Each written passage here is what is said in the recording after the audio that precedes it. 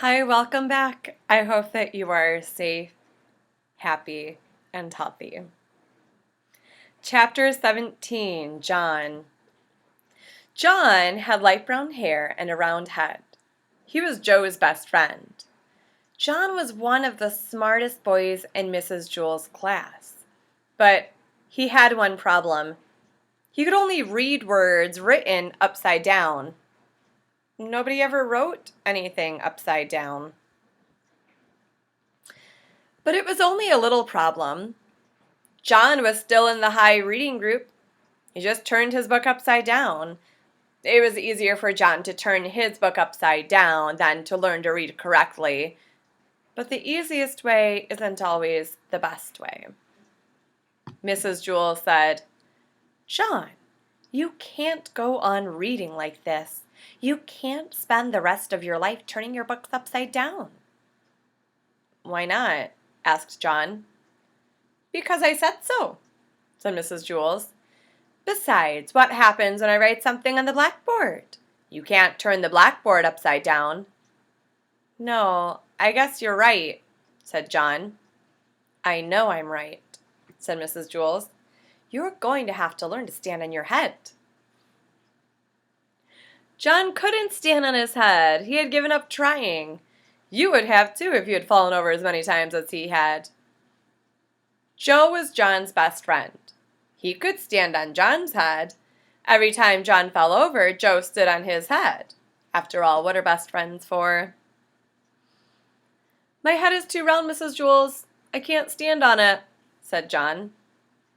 "Of course you can, John," said Mrs. Jewell. "If Joe can stand on your head, so can you." "It's easy, John," said Joe. "I can't," John repeated. "I always fall over." "Nonsense," said Mrs. Jewell. "All you have to do is find your center of balance. Now, up you go." John put his round head on the floor and swung his legs up. He fell right over. Then Joe stood on John's head. "See, John, it's easy, nothing to it," Joe said. "We'll help you, John," said Mrs. Jewell. "Joe, get off John's head and get me the pillow from under my desk. Nancy, Calvin, come here and give us a hand." Why does Mrs. Jewell have a pillow under her desk? Mrs. Jewell took the pillow from Joe and set it on the floor. "All right, John, we'll surround you," she said. "We won't let you fall." John put his head on the pillow and swung his legs up. He started to fall one way, but Nancy pushed him back up. Then he started to fall another way, but Calvin straightened him out. John kept falling a little bit this way and that way until at last he found his center of balance. "Hey, look at me," said John. "I'm up, I'm really up, I'm standing on my head. I found my center of balance, it's beautiful. I can read the blackboard. Hey, Calvin, read me a book.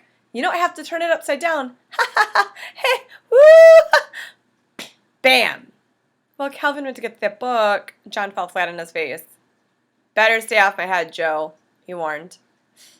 "Ooh, are you all right, John?" asked Mrs. Jewell. "Yes, I think so. I feel a little funny. Hey, I can still read the blackboard and I'm not upside down. I can read right side up now.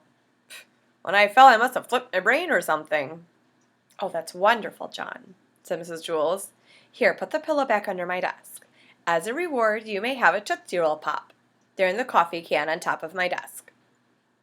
John placed the pillow on top of her desk.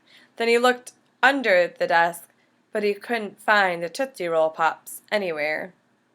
Oh man, now his directions are all messed up.